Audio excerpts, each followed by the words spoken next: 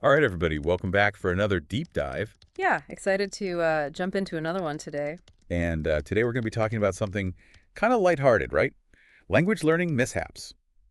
Yeah, always a fun topic, especially when it comes to those moments where you think you've nailed it, but They're totally off. you're way off. Yeah. So we're looking specifically at this blog post called Aventuras Linguísticas. Oh yeah, I've heard of this one. Have you read it? Yeah. I have. It's yeah, it's great. Yeah, it's from Nia Thomas. Yeah. She's a cyclist who went down to South America. And she chronicled all these funny interactions she had when she was, trying to speak Spanish. Yeah, she's got a real knack for storytelling, it seems like. Totally. And it's interesting because it really highlights some of the things that we've talked about before. Yeah. About, the differences between languages and how it's not just about learning the word. Yeah. It's about like understanding the culture and the context, right? Absolutely, and sometimes those direct translations just don't quite cut it. That's the theme of the day. It sounds like it, yeah. So the first one that really cracked me up was the word Rico. So like, Yeah. obviously everyone knows Rico means delicious when you're Right. talking about food. Yeah. Yeah, and it's a word you hear all the time. It's a pretty standard compliment. Right. But she kind of took it a little too far. Yeah, and it's easy to do when you're first starting out, right? You learn a word, you get excited. You want to use it everywhere. Exactly. But in her case, she used it to compliment a little girl's doll. Which is so funny. Like, oh, your doll is so delicious. Totally. And like you can just imagine the mom's face, right? Like what? Awkward, yeah. But I mean, that- it brings up a really good point, though, what's that? about how compliments can be perceived differently across cultures. Yeah. Yeah, that's so true. I remember when I was learning Italian, I tried to compliment a friend on her new shoes. Oh, And I used a word that I thought meant stylish, but it turned out what did it mean? it was more like ostentatious. Oh, Yeah. So it wasn't quite the impression I was going for. yeah, I've definitely been there. So yeah, it's not just about the direct translation. It's about understanding the nuance and the cultural context, right? Okay, so what else did Naya get herself into? I feel like there were so many good ones. Oh, there were a ton. Let me think. Okay, so there was the classic invierno versus verano mix-up. Winter and summer. Right. Which, I mean, they do sound kind of similar, Yeah, they do. especially when you're just starting out. Yeah, you're still getting your ear tuned to all the sounds. Exactly. And this is actually a really common pitfall for language learners. We call these false friends. Oh, tell me more about that. So false friends are words in different languages that sound or look very similar, Okay. but they have completely different meanings. Oh, got it, got it. So you think you're using the right word, but you end up saying something completely different. That makes so much sense. Yeah. Yeah, it's like that feeling of like, oh, I know this word. And then you're like, wait a minute.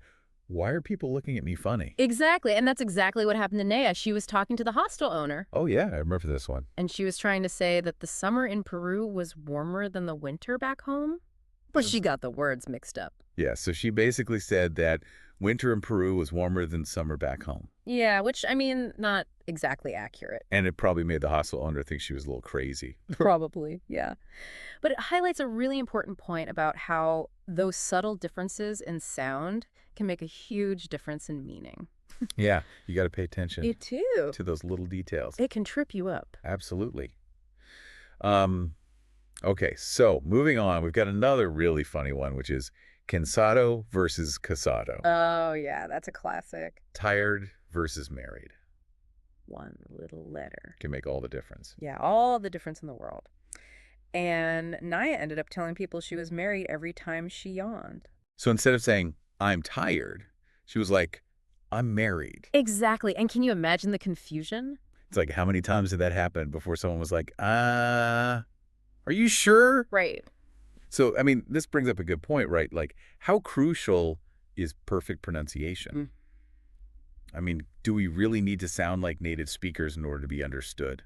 It's a good question, and I think it depends. I mean, perfect pronunciation is great, Sure. but it's not always essential for communication, Yeah, yeah. I think a lot of times context and gestures can really help you get your point across. Totally. And even just like a willingness to laugh at yourself. Absolutely. That goes a long way. Yeah. But I mean, obviously, being aware of those critical sound distinctions can save you from some really awkward situations. For sure. Okay, so moving on to another one of Naya's adventures, she also struggled a bit with Spanish verb conjugations. Oh, the verb conjugations. Yeah, those can be tricky. Yeah, I remember spending hours studying those. It's like a whole other language within the language, right? Right, and even when you think you've got it down, you can still make mistakes. Absolutely. Even seasoned language learners can trip up on those verb endings. So what happened with Nia?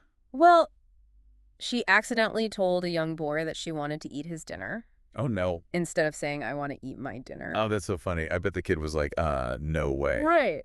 But it's a good example of how, like, even a small grammatical slip-up can totally change the meaning of what you're trying to say. Absolutely. And it just goes to show that practice is key. You got to keep practicing. You do. Okay.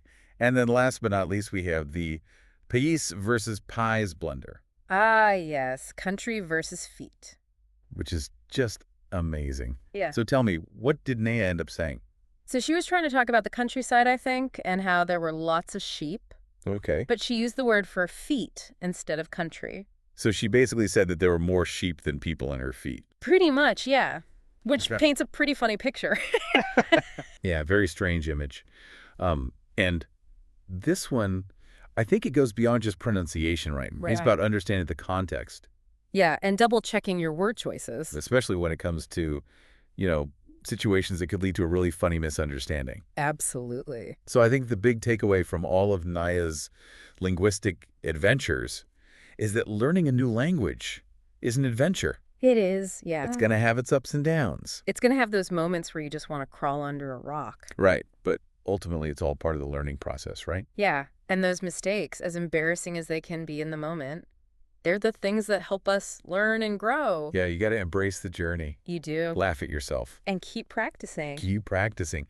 And who knows, maybe someday your mishaps will become legendary anecdotes, Yeah. just like Naya's. That's right, you never know. All right, so that's it for a deep dive into Nia Thomas's Aventuras Linguísticas.